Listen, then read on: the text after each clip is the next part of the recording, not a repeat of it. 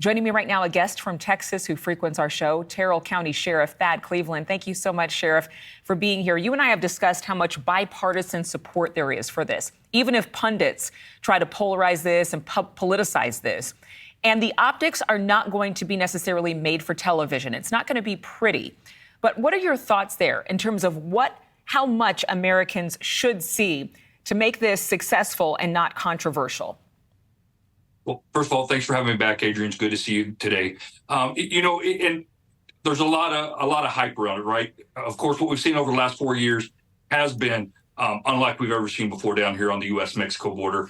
But what we've had in place previous years is the deportation of illegal aliens, the deportation of those that are either overstays who came in illegally and overstayed their visa, or if they were criminal aliens that were apprehended and then subject to deportation, or those also who were already ordered deported by an immigration judge. So, there is a lot of hype around it, but it's really not going to be much more than what we've seen before, other than we may see more people deported, because I think there's going to be a greater effort by not just the U.S. government, but by state and local authorities as well. It's interesting that in 2024, it's become controversial for criminals who are not in this country legally to be treated with, let's just show them compassion. I have no idea. It makes no sense whatsoever. I was listening to Tom Homan in an interview this week, and he actually said that in certain places, I want to say Boston, that rapists who were here in the country illegally, they were not reported to ICE, that the local police forces did not send their cases to the proper immigration enforcement authorities. Let's listen to Homan from earlier this week. We're going to start right here in Chicago, Illinois. If your Chicago mayor doesn't want to help, we can step aside. But if he impedes us, if he knowingly harbors and conceals an illegal alien, I will prosecute him. Okay, it was kind of hard to hear that soundbite. I wish we had a lower caption there, but he was saying that if Chicago Mayor Brandon Johnson, I believe, and maybe Illinois Governor J.B. Pritzker would stand in the way of this federal enforcement of deportations, that he would be willing to prosecute those leaders. Can this be pulled off lawfully without the cooperation of some of the state and local leaders who have defied the thought of these orders? Adrian, it most definitely can. And because, look, the feds, whether it's Border Patrol or Immigration and Customs Enforcement, they have authority under the Immigration and Nationality Act to be able to go in anywhere in the United States and enforce immigration law.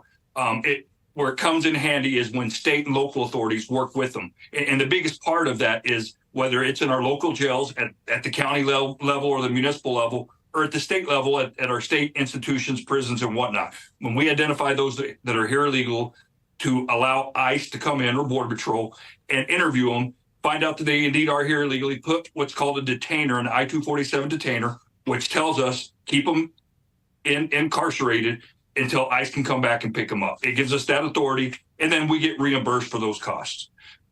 But for you, I mean, there are a lot of law enforcement officers who are actually very supportive of this new administration. They have felt like their hands were completely tied, that they cannot do their job as police or as sheriff's departments because of what has frankly been an ignoring of federal law surrounding what fragile immigration system we have. Tell me about how on day one, your job, what has it been looking like and what will change with the incoming administration? Well, and Adrian, for me, it's a little different because, again, I am on the border and I live in a community that's a large county, over 2,300 square miles. 3 of us, myself and 2 deputies, to patrol this area, and we don't have crime. We have a population of about 700. So what we focus on is the immigration part, or I'm sorry, the border security part, catching those who cross our borders illegally. It's simple for me. I turn them right over to Border Patrol. But other parts of the border, there's just been so many more illegal aliens that have crossed that have overwhelmed those local communities. So we've already started to see an effect by President Trump being nominated as the president. He's already let the world know that he's going to shut down the border. That's already had an impact. What we will see on the first day is the reimplementation of the MPP, Migrant Protection Protocol, which makes those who are seeking political asylum remain in Mexico until they have their court hearing. So they're not going to be just released. He's also vowed to stop, catch, and release.